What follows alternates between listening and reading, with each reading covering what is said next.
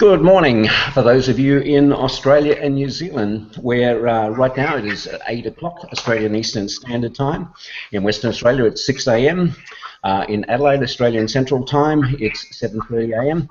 And across the Tasman there, our friends from New Zealand are joining us this morning, where it's 10 a.m. We get some folks joining us also from Singapore, Kuala Lumpur, Hong Kong and China, where it's 6 a.m., very early in the morning there.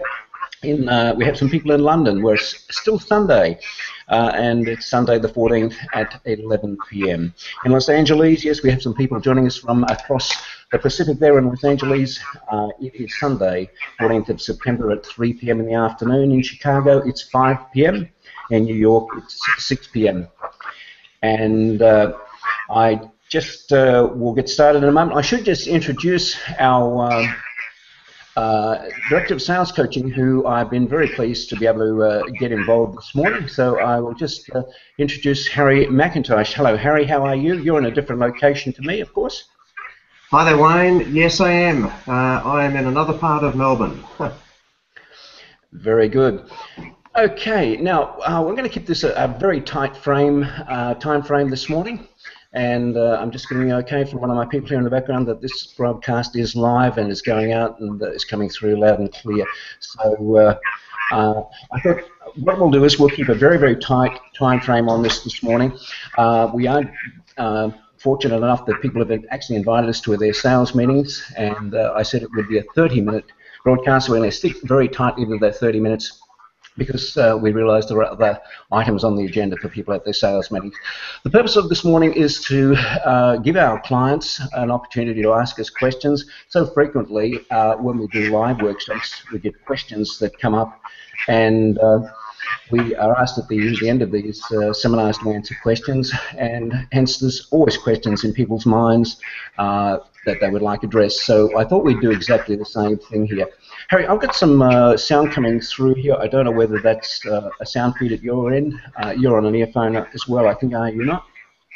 No, I'm not, but I don't have any noise here.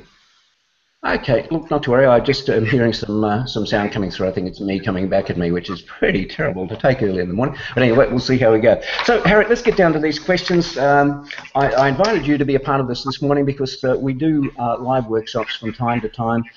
You also are involved in coaching clients all around Australia, New Zealand, and Southeast Asia. We now have clients, of course, all around the world. And you have been coaching and helping people in their sales career for a very, very long time. My criteria always for sales coaching, Harry falls into this criteria, is must be more than 20 years of successful sales experience from the real world of sales, also more than 10 years of sales management experience, and more than 10 years of business experience running your own business. And certainly Harry falls into that category there, as do all of our other sales coaches. Harry, I did give you the questions as well, and for folks joining us here right now, if you want to scroll down below the video that you're watching here now, you will actually see some of the questions that were given to us in advance. If you would like to submit some questions during the broadcast here now, please, you can use the Q&A function, which is on your screen, and you can also use the SMS and simply send it to the SMS number shown there, and hopefully that will come up on my iPhone. I'll be able to actually take questions. We may or may not get time to do those, but please, if you have any questions, have any comments, please make them as we work through this. Okay, let's look at the first question. First question comes from Raymond Jones. Raymond of Tech Sales Co. in Sydney says, look, I'm not getting my phone calls returned when I phone the manager, and I've been dealing with the manager I've been dealing with at this company. What should I do? Look, that does happen from time to time, where perhaps we've been dealing with somebody and they're showing us a little bit less than the amount of respect that we believe they should be, and perhaps they stop returning our calls. I think this is one of those cases where we need to recognize that continuing to phone that person and leave messages really is not serving a great deal of purpose. In fact, all it's really doing is allowing them to disrespect us more, and perhaps our credibility starts to go down. I think if that happens, we need to take what I call the higher authority strategy. And the higher authority strategy, and Harry, you've been involved with some of our clients where we've suggested this.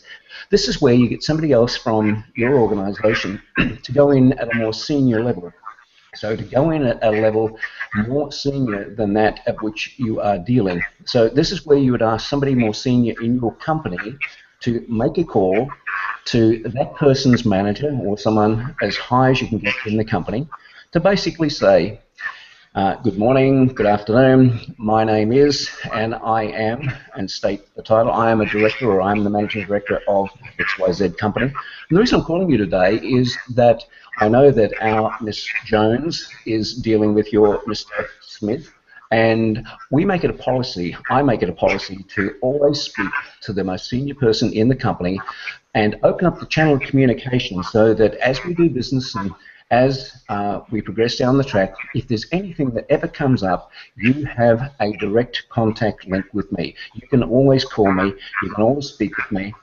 I'm very, very keen to serve our customers, and that's really the reason for me calling today, simply to introduce myself to you and to tell you that that is my policy, and we're very keen on customer service. Oh, by the way, now I understand that our Mr. Jones is dealing with your Miss Smith. Did I have that name around the right way? I hope so. How's that going? Do you know? Now, the person that your senior person may be speaking to may say, oh, look, I really don't know. I don't know what's going on there. And you may even then suggest, well, look, I tell you what, why don't we perhaps organise for the four of us to get together at some stage? Now, if you're at a distance, why don't we perhaps organise for the four of us to get onto a video conference together just to talk about where we're up to with the situation and see if that I can lend my support and lend my advice to this. So that's a good way of getting something happening with the organisation again.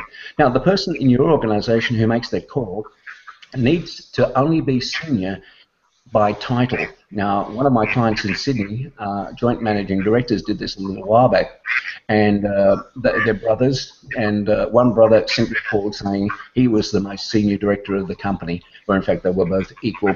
It's simply by title, somebody who can call and basically say that, you know, I am more responsible than the person who's been currently dealing with that person in your organisation. I'll take a breath. Harry, do you get any suggestions or thoughts on that? Have you had any personal experience about how that strategy has worked? Hi there, Wayne. Yeah, thanks for that. Yes, I have. I think the approach that you're taking is absolutely spot on for it. Though from a personal perspective and from a tactical perspective, it's really important that the salesperson who's not getting the return calls steps back for a second, looks at what they're doing. It's absolutely essential that they recognise if they are adding value back to the person at this stage. If there is a specific process in place and contact has suddenly started to decrease, it may be because of competitive influences in that scenario. So they need to reassess where they're at. Now, this will fall back to how they've gone in their process of building trust and rapport really early in the process. So from a tactical perspective, it's essential that they've built the trust and rapport with the manager that they're dealing with to have enough faith in what's going on. Now, if they do have other contacts that support that person, they could see what's happening. But the approach that you've taken is absolutely spot on. Get the executive involved to help drive the focus to show that you have value in it. But make sure from your own perspective that you're adding value back to that executive. You're not just putting calls in which are going to frustrate and anger and maybe drive down the respect for you. Yeah, very, very true. When somebody is not returning your call like that, it is very often an indication that you simply haven't built rapport, you haven't built trust, you don't have the strength of relationship there. And yeah, I had a Top Gun video tip I put out a little while back that said don't just phone and ask, you know, can we move forward, can we do business? Always when you phone with some extra value, phone with an idea, phone with something that you would like to share with them that will add value, and I think that's exactly what Harry is saying. Harry, we'll move on to the next question. I have one here from Peter Howard of Green Bean UT in Brisbane, Australia. Peter says, when I'm telephone prospecting and can't get the person, should I leave a message or not? That's always an interesting question. I'll throw to you, Harry, on this. What are your thoughts on that? Thanks, Wayne. Yes, this is one of the challenging ones. It's the age-old question when you're doing your telephone prospecting. Now, in general, if you just ring up and you say, hi, you know, I'm calling, and you run through a spiel, that is not going to work for you. But when you're calling, my preference is to not leave a message, but to make certain that your phone is on and you're prepared to take the call when they call back. People will often return a call if they see there's a call missed, if you're calling them on their cell phone, on their mobile phone. The only other thing I would do is, if I've got an icebreaker, if I've been referred to them by somebody, I would leave that as an indication, and that may help them want to call you back, because you've left some sort of an indication of there being a valid reason. If you don't have that, I'd suggest don't leave any message whatsoever. Yeah, look, Harry, I would be inclined to agree with you. Leaving a message where they phone back and they perhaps get your voicemail, where you're simply saying who you are and your company name, they may just simply hang up on that. But yeah, you're talking about our module number 4 in our Top Runner Sales Coaching Program on telephone prospecting using an icebreaker. And yeah, whenever possible, if you can use a referral, and if you do leave a message, and if you're able to say that somebody whose name they would recognize has asked you to call, you will more likely get your call returned. But I'd be inclined to persist rather than leaving a message at all. Persist. Just call back again, and preferably don't leave a message. But yeah, as you say, with missed call on today's mobile phones, it's likely, possibly, that they may be able to call back to you. That's probably the best way. Sometimes I will also send an email if I'm having difficulty getting a hold of somebody. I will send an email and say, I've attempted several times to reach you. When would be a convenient time for us to speak? I value your time, and I'm sure that you organise your time and speak to people by appointment. That sometimes will get a response back where I haven't been able to get through. So, good one, Harry. The other interesting one on that one, Wayne, is possibly think about flicking off a quick SMS. If you've got their mobile number, drop them a quick SMS. Indeed, SMS is a good thing. Something else that people may or may not be aware of is something called EYEJOT, EYEJOT.com. It's a free video email, and you know, if you're really having difficulty, you just absolutely cannot get a return call, you cannot get through to them. Sending an EYEJOT, where you go to EYEJOT.com, simply record it, send them an EYEJOT, that will sometimes get a response, because video is king these days. It really personalises a great deal. Going on to the next question, Harry, we've got one here from Ben Johnson, SciTech Resources in Singapore. And good morning to you in Singapore. It's fairly early there this morning, Ben. Do successful salespeople get fewer objections than the average salesperson, or are they just better at handling objections when they come up?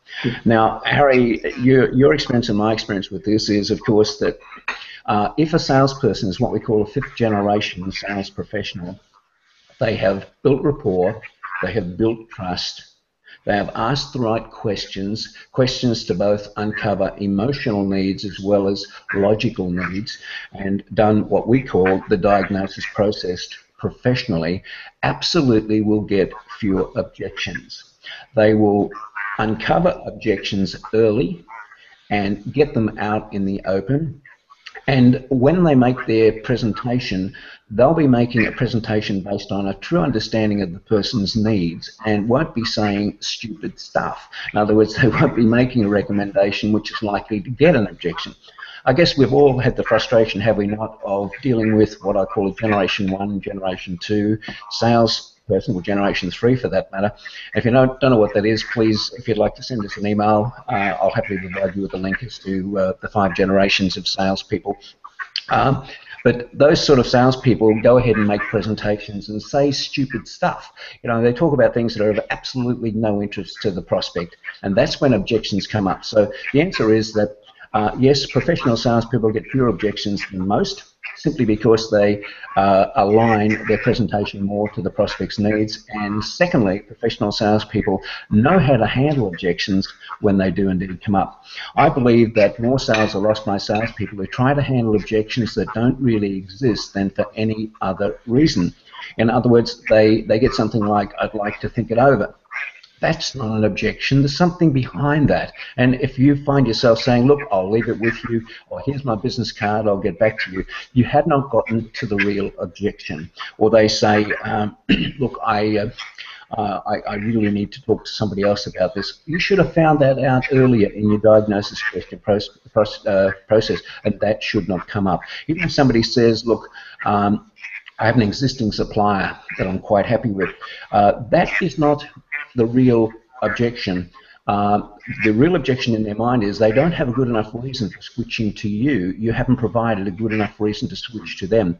We have something, Harry, called the, as you know, the stair-step method for handling objections, which gets to the real objection, then turns that objection into a question, and then we answer that question with another strategy that we have called Top Gun Power Selling Statement. Incredibly powerful. In fact, we were at a conference just recently, Harry, and you might remember that some of the comments from people at that conference was they just couldn't believe the effectiveness of that strategy, that stair-step method, where they got to the real objection, they then answered the objection with a power selling statement, followed by a trial close, and they said, wow, I would not have thought that I would have got the sale or I would have got the decision at that point. I saved about an hour. I would have just continued to sell for an hour, and suddenly I got the order way ahead of time because I turned that objection into an opportunity to ask for the business. You just want to make a quick comment about that, Harry? Absolutely, yeah. That's been one of the most exciting things I've seen. It's the ability to drill down to what is really impacting people. It's quite surprising, really, the number of salespeople that fail to recognise a first-up objection is usually because people are nervous or uncomfortable about saying what they really feel. If you've developed the trust and rapport with them really early at the start, by going through the questioning process, only focusing on what the customer sees as the needs, you've disturbed them about what it is that they're currently doing versus what they could do, and you're presenting a solution. When you get an objection, it's just them needing you to reassure them. And there are a couple of other techniques and strategies which we covered with those guys in that conference that really helped them out.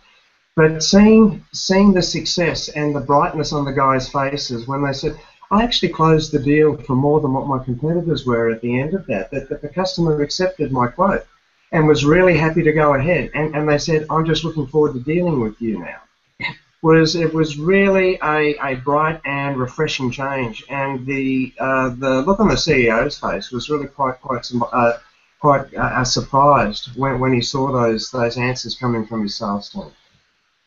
Yeah, indeed. In fact, I got an email I shared with you recently from Lester Bradnick from A-Flow Lubricon in Hoppers Crossing in Melbourne, where their sales team has gone through the online Top Gun Selling Skills program, and Lester made the comment that he got a $300,000 contract where he was the highest price in an area which is essentially a commodity. Lubricants is often just a commodity. And of course, again, a fifth-generation salesperson realizes that you can turn a commodity situation into a relationship situation and sell at a higher price and deliver only if you're delivering greater value. But yeah, he got a $300,000 contract, and he was absolutely blown away by that. The fact that their price was the highest, and as he said, he would normally have probably lost the deal at that point.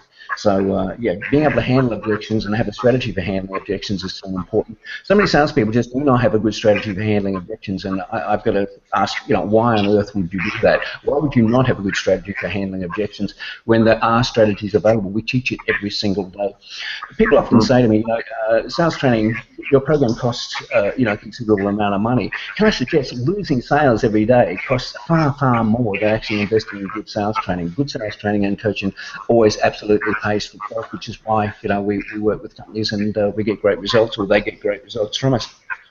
Keeping the ball rolling here, John Kelsey of Melbourne says, we get asked by the reception before they put us through to our contact, will he know what you're calling about, or is he expecting your call? How should we best answer them? Any thoughts on that, Harry, before I give my comment?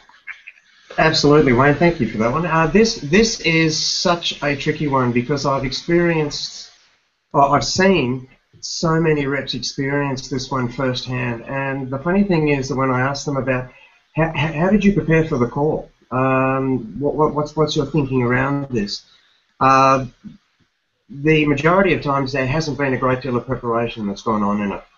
Now, First thing I'd say is I try to avoid calling when there's going to be a gatekeeper for a start, because it is so much easier if you access somebody who is likely to put the call through. Now, if I called at 8 o'clock in the morning, or I called at 12:30, or I called at 5:30 at night, the chances are that the manager or the decision maker I want to speak to is likely to still be there. And someone will put them through because they are not the receptionist. The other thing that I do is that I will look and develop a reason for the call, which is important.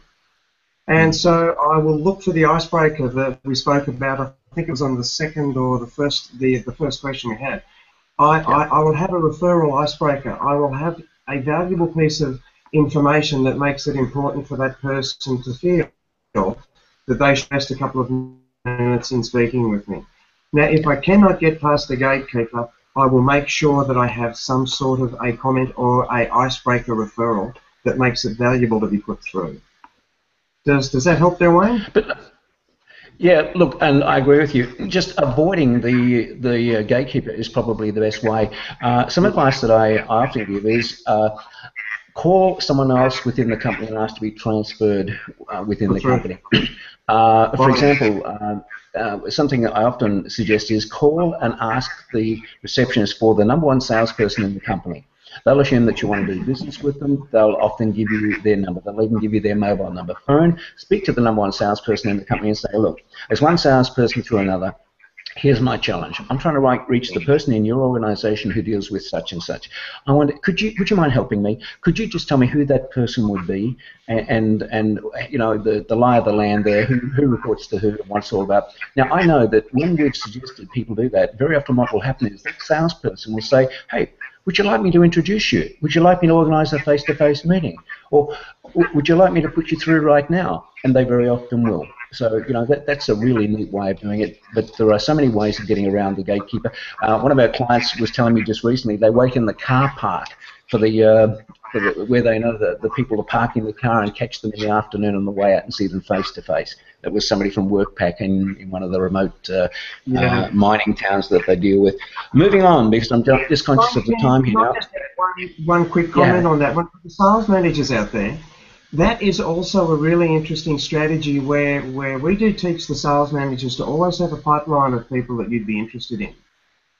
If you're calling up and you're getting through to a #1 salesperson inside somebody that you're selling something to, think about them as being of a valuable interest to you in the future, maybe, as long as it wasn't going to impact your relationship with that account. But that is an interesting way of getting access to some very good salespeople that you can have in a pipeline as a sales manager. And it opens up the pathway for you to make a couple of calls, maybe have a coffee with one or two of them over time. So just a little side thought on that one as well. Yep, no, very, very true. Harry, I've got a question here from Tim Ford, Feed Central in Toowoomba in Queensland. How do I motivate my sales team to do the activities that I know will lead to sales? I guess that's a challenge for most sales managers. How do I motivate my sales team to do the activities I know will lead to sales? Very, very broad question.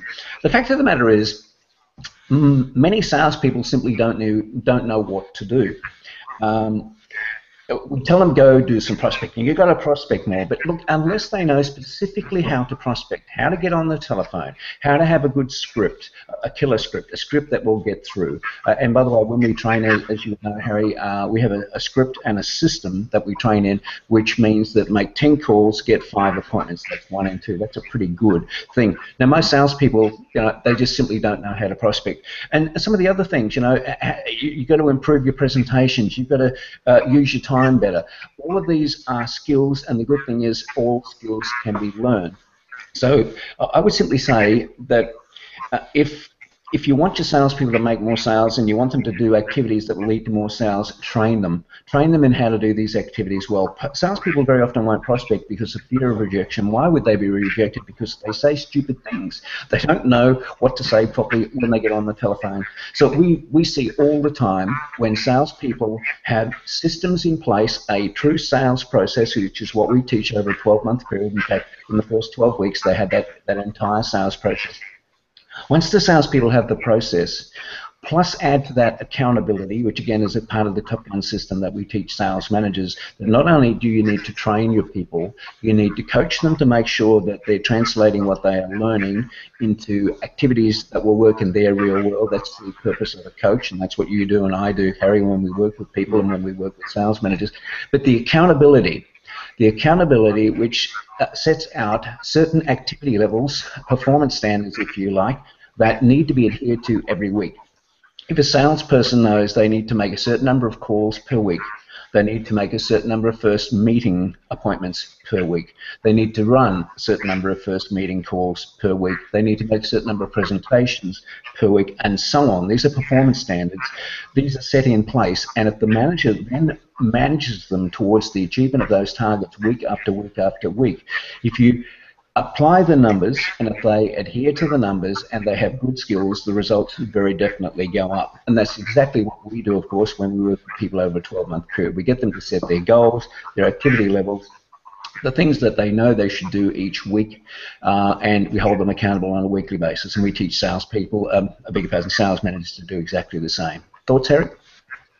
Yeah, just a very quick one, but the high performance conference that we went to recently was really interesting because the CEO asked us to specifically have a session with the executive team, the sales management team and the franchise owners. And it was singularly around the fact that when we deal with their salespeople and we manage them week by week, they actually get the results. They start seeing it. The biggest point comes back to the executive or the sales management inspecting what they expect. Otherwise, they lose respect. Now, when you ask your sales team to do something, you must follow through on that. But you also need to lead by example, as you mentioned. Coaching, mentoring, and helping them achieve the results by ensuring they have the skills is critical. But the skills start with you as the sales manager. But you've got to be attractive enough to attract the right people on and have the charisma and the character enough to teach them how to achieve the results you want them to achieve. And that comes from you establishing the framework in which you are going to have them performing their skills and then making sure they tick those boxes on the way through. That works. It really works. Yeah, and Harry, you and I see this all the time, that many sales managers, managing directors of companies got to a sales management role simply because they were good at sales. They got promoted to sales management, or their business grew and they took on salespeople, but they've never had any specific sales management training. And the skills that make us successful in sales are not the same skills that make us successful in sales management. It's an entirely different set of skills. And as Harry just said, to attract good salespeople, first we must be an attractive sales manager. In other words, we must be really good at sales management. We must have all of the skills to focus on the 6 vital elements of sales management, which are: we need to know how to recruit, we need to know how to train, we need to know how to coach, we need to understand leadership, what that really is and how to do that, and leading from the front, by the way, by actually going through the sales training at the same time as the sales people, which is something we insist on when people do our programs. All sales managers, right through to the CEO sometimes, managing director of the company, does the sales training at the same time as the salespeople, so they are leading them through. So that's leadership. Then there's the area of motivation, understanding what motivates every individual. And the fact of the matter is, different things motivate different people. And finally, number 6, managing the whole process. Those 6 vital elements of sales management, they don't come intuitively. It's a skill. They are strategies that can be learned, which is certainly very possible in what we do. Harry, I've got the next one is a fairly long one. We're coming up to time, but I'll keep going on this one. Gillian Marta of SSS Australia in Brisbane. In fact, I think we met Gillian just recently. You and I were visiting Brisbane. In fact, we've been around the place: Sydney, Brisbane, Melbourne, presenting breakfast workshops, the Top Gun Sales Achievers Breakfast. Gillian says here, how do you combat when you have put in a quote for a surgery setup? That's my business, she says. Do all of the work, measure, explain equipment, tell them the equipment that would be best for their type of surgery. Then they come back because they have sent it off to another company and it's cheaper. He will send me a copy of the quote to look at, obviously not exactly getting apples for apples, but they think they are. They also don't realize the other company does not come in and set it up for them, advise them of their equipment uses and training of the equipment, I have 22 years of experience, but sometimes it's just about price. They don't realize that the backup and the training that they and their staff will need. Look, I absolutely agree. In fact, before we came on air today, we said that so many of these questions are really a reflection of salespeople who are still operating down in level 1, 2, or 3. They haven't yet reached Generation 4 and Generation 5. And I agree with Gillian, certainly. We need to have a client understand that there's something that will come from your company that they cannot get anywhere else, and that is you. That is advice, support, and you. And very often it's worth paying a little bit extra for that. When Gillian says here that they don't seem to understand, they don't seem to be comparing apples with apples, and it finally comes down to a price, it will come down to a price if you haven't built rapport, if you haven't built trust, if you haven't built the relationship, if you haven't asked the questions, the diagnosis questions to truly understand their needs, and you haven't established value for money, it will always come down to price. I sent out a video tip a little while back, Top Gun video tip, which said, stop giving quotes. Do not give quotes. If you're giving quotes, you're a Generation 2 sales I won't even say sales professional, a quote giver. Generation 1, by the way, is a product flogger. Generation 2 is an order taker. Generation 3 is a... quote giver. What was that? Quote giver. You got your product flogger, your order taker, and your quote giver. Quote giver. They're the first 3 generations, yeah. So you need to go to that higher level, which is the problem solver, and be seen as a true problem solver. And then eventually you'll establish yourself as a Generation 5, which is a friend in the business. People will not make a move unless they speak with you and get your recommendations first. So look, it's a big question, and I see it coming through many of the other questions here, symptomatic of not doing that diagnosis process properly, not establishing rapport, not building trust, and those sort of situations are avoided if we handle that process properly. But again, most salespeople don't know how to do that because they've not had the training to do that. And of course, that's something that we see all the time, we train all the time. And so frequently, Harry, I'm sure you comment on this, we see salespeople who go from being product floggers and quote givers because they know of no other way to do it, to suddenly being setting themselves apart from their competitors, and indeed their clients will do business with them because they trust them, they have the rapport with them, they trust their recommendation, they set themselves apart by being much, much more professional, and very often they are selling at the high end. They're selling at a much, much higher price, selling on value for money. Do you want to just quickly comment on that? Yeah, there's a couple of quick things in what Gillian has written. She mentions explain the equipment and tell them the equipment that would best suit their type, and then sent it off. She uses another couple of key words there, which to me is that they're quote giving, that they're product flogging and quote giving. Now the other thing is that she also mentions some of the issues which are very salient points to use to disturb their customer about the impact on their business if they get that wrong. And that is some of the points that we cover in the third module where we talk about the diagnosis questions. We also help people become aware of how they can disturb a person or a prospect who may even be happy with their existing situation because they just don't see what the impacts on their business to be if they get it wrong. And the salespeople that we've dealt with and the executives who have dealt with that have recognized the importance of doing that, of not selling too soon, but of asking about the impact on the business if the equipment isn't right, if that isn't good, if this isn't great, what's that going to cause them is absolutely remarkable, and that changes the speed of the process in which the customer sees you because you've all of a sudden changed your perception to that prospect. You've become their friend in their business or their problem solver. And that's been some of the biggest changes. So for Gillian, I'd be suggesting make sure they don't send out their quotes. Make sure you have a discussion with them. If you can do it face-to-face, fantastic.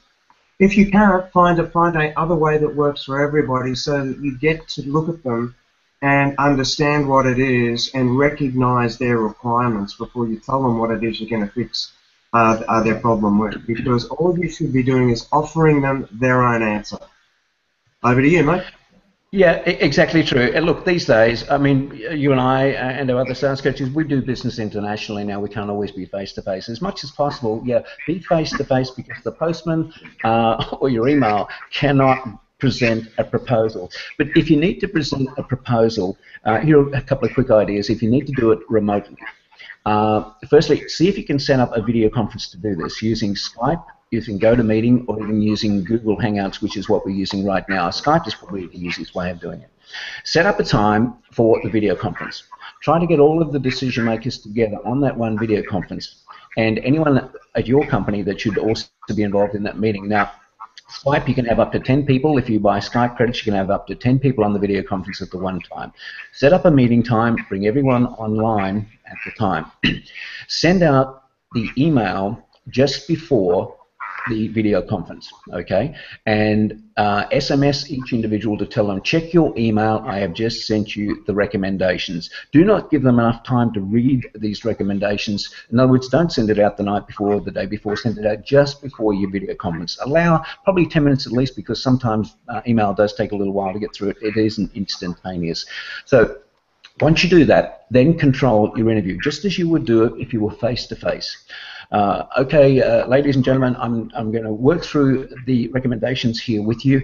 If you wouldn't mind, please just open that on your screen and let's just go through it. Or if you've had a chance to print it out, often what we'll say is print it out, have it in front of you so we can work through it. And then literally work through it page by page. Okay, I'm on page number 3, where I'm going to quickly review what your objectives were. Has everyone got page number 3? And you can look for the body language. You can watch people's eyes, you can watch them on the screen, watch that they've got next. Everyone's got page 3. Okay, let's begin.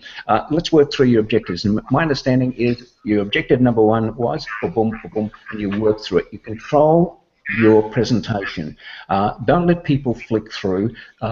Just hold them to that. And that's something we cover in Module 5 on how to make a powerful presentation, how to present proposals. It's not a quick answer, but you can control that way. That is far, far better than sending someone an email and letting them read it and then with the promise of talking to you afterwards. Because when you try to reach them afterwards, possibly they won't return your call, possibly they won't take your call because they haven't yet looked at the email. They haven't yet read your recommendation. I've got 2 right now, people chasing me to get my response to some recommendations they sent me. I haven't read those emails yet, but if they had nailed down a time for a meeting to go over it, I would have. I'd be ready, and I'd put the time aside, and I'd focus, and I'd go through it because that's a professional thing that they would be doing for me. I'm just conscious of time, Harry. We have so many questions we haven't addressed yet. Here's another one. What do you think about taking notes? When speaking to prospects, I sometimes feel uncomfortable doing this. Gang Zhou in Hong Kong has asked that question. Look, I'll throw to you in a second, Harry, but my thought about taking notes is, number 1, we often talk about doctor of sales, and we do the parallel between a professional, like a doctor, and a professional salesperson. When you go to a doctor, they take notes. So I think it's a professional will take notes. So here's what I often will say to a client if I'm sitting down. Mr. Prospect, would you mind if I take some notes? I like to organize my thoughts. I like to take notes so I don't forget anything. Then I can review them afterwards and be sure that I make the right recommendations for you. Would it be okay if I take some notes?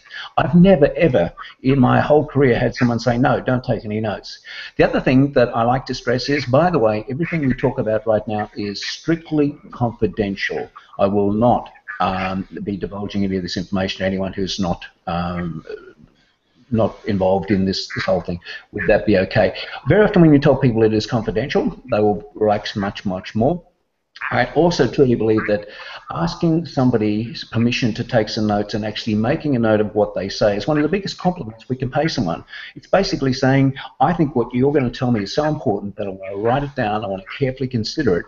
One of the highest needs we have as human beings is the need to feel understood.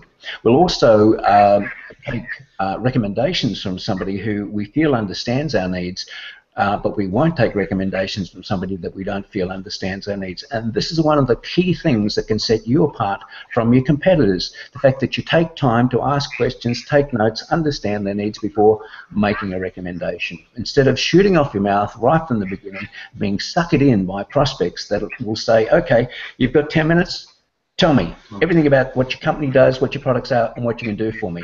Do not ever fall into that trap. We need to take notes, ask questions, be intelligent, and that is so important. So no, Gung So, don't feel uncomfortable about taking notes. I think it's the professional thing to do. Any comment, Harry? No, Wayne, you've nailed that perfectly, sir, as usual. Okay, look, I'm conscious of time. We've in fact run 40 minutes rather than 30 minutes. Now, we have a bunch of questions here that I have not had time to handle. The individuals who have sent these in to me, if you would like more immediate answers to those, please send me an email. You know who I'm talking about. We've got people in Western Australia, we've got people in New Zealand, another gentleman, there's some that aren't listed there, but in Singapore. Please send me another email if it's really urgent that you get the answer now. Happily we'll handle that with you.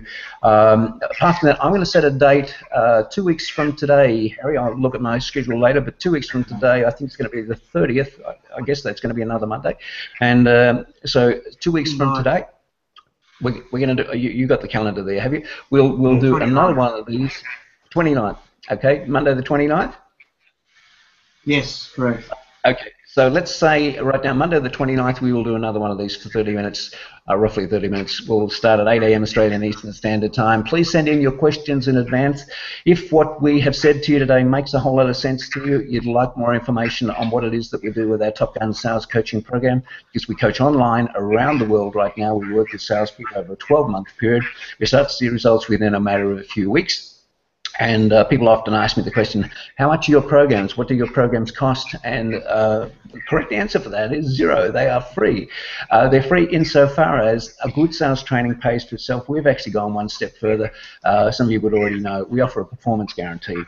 It is not automatic that people can come onto our programs, because not everyone has the discipline required to work with a sales coach intensively for 12 weeks and then fully over a 12-month period. If we assess that a salesperson is suited for one of our training programs, we will start them. If we assess they are not suitable for one of our sales coaching or sales manager mentoring programs, we will tell them, we will tell their company. And very often it is their attitude.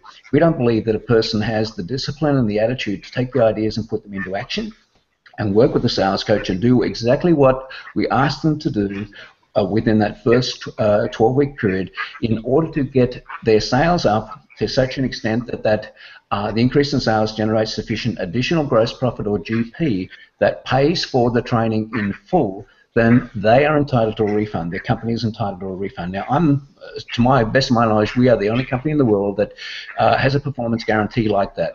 So we're careful who we take on the program, but once you're on the program, we will not let you off the hook. We will not let you be anything other than successful, and the investment will always pay for itself. That's always important from an individual's point of view, from a sales manager's point of view, and there's plenty of links on our website to success stories where you'll hear exactly how it's impacted on people's lives who've made that commitment to themselves to do whatever it took, work with the Top Gun Sales Coach, and put the ideas into action. So look, thank you very much for joining us this morning. Thank you also to Harry McIntosh for joining us this morning and giving off his experience. We'll do this again in 14 days' time.